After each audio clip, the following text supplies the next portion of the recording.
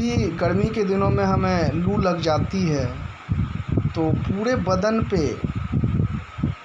मिट्टी का, दोमट मिट्टी का और पीली मिट्टी का पूरा लेप लगाते हैं पूरे बॉडी में।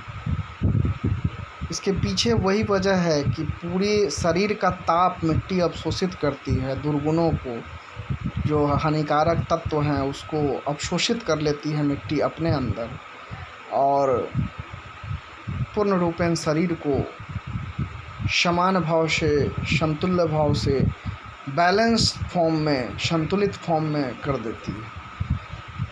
यही कारण है कि पूरे विश्व में पहले पूर्वज ऋषि मुनि मिट्टी के बर्तन जो कुम्हार बनाते हैं उसका उपयोग करते थे। उसी कोह में आज भी जो हमारे गांव में ये जो भुइयाँ बाबा और जहाँ दूध ढारते हैं गौ माता का प्रथम जो दूध होता है उनके बच्चे के जन्म के बाद का, जिसे खिरसा भी कहते हैं, जिससे खिरसा बनाया जाता है, तो फर्स्ट दूध हम लोग जाते हैं भुइयाँ बाबा को चढ़ाने।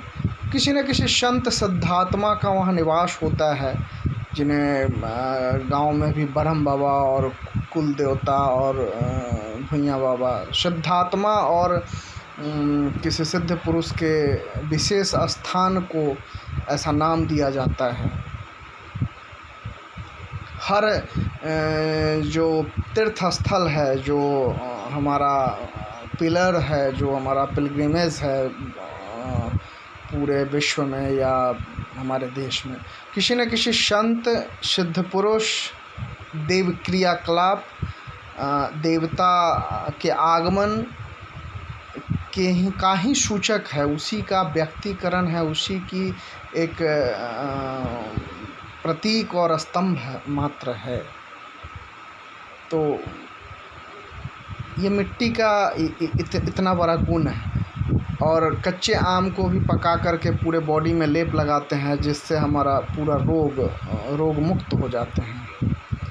आपको सभी को ज्ञात होगा कि स्वामी विवेकानंद जब शिकागो यूनिवर्सिटी में लेक्चर देने के लिए कुछ समय का मांग किए थे, भारत को प्रस्तुत करने के लिए, भारत को रिप्रेजेंट करने के लिए, तो बड़ी हंसी आई थी वहाँ के टाई वाले लोगों को, कोट पैंट वाले लोगों को, कि ये धोती कुर्ता गमछा लपेटे कैसे पहनावा, पता नहीं क्या बोलेगा, ईश्वर जाने।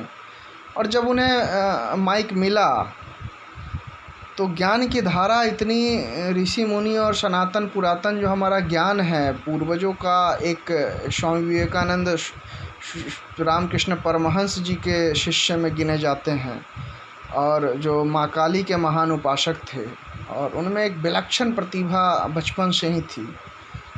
उन्होंने अपने गुरु का भी परीक्षा कई बार लिया था और फिर गुरु स्वयं परीक्षा लेकर के उनको ज्ञान दिए थे। तो दोनों तरफ से ये चीज़ें चलती थी। और उन्होंने जब बोलना शुरू किया तो मात्र एक हमारे तुलसी के पौधे जो आंगन में लगाए जाते हैं, जो हमारे घर के आंगन होते हैं, उसमें तुलसी का पौधा, इसके व्याख्यान से उन्होंने आश्चर्यचकित कर दिया था विश्व के सभी योद्धाओं को, रिप्रेजेंटेटर्स को, जो टाई कोट पैंट वाले और एक पर एक पहनावे वाले थे, जो जिन्होंने हंसा था, स्तब्ध होकर के सुनते रह गए कि हमारे यहाँ तो भारत विश्व गुरु था, विश्व गुरु है और विश्व गुरु रहेगा। लाखों करोड़ों वर्ष पहले हमारे ऋषि मुनि ने ऐसे ऐसे आविष्कार किए हैं जो आज न्यूटन, गैलीलियो, आइंस्टीन और राइट ब्रदर्स को, एरोप्लेन राइट ब्रदर्स ने किया। गैलीलियो ने F=G1 G m1 m2 upon r² गुरुत्वाकर्षण बल का आविष्कार किया, खोज किया। न्यूटन ने फल गिरा पेड़ से, सेब गिरा, तो उन्होंने ये क्यों नीचे गिरा इसका आविष्कार किया।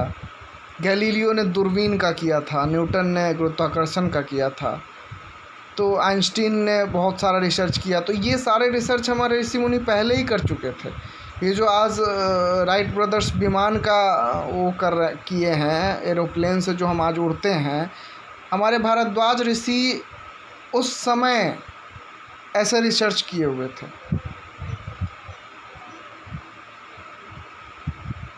सुश्रुत ऋषि सर्जन थे। बहुत सारे ऐसे ऋषि हैं हमारे सनातन पुरातन धर्म में, ऋषि मुनि तपोबल वाले लोग जो तपस्वी हैं, योगी हैं, वो सारे ऐसे ऐसे रिसर्च उस समय किए हुए थे।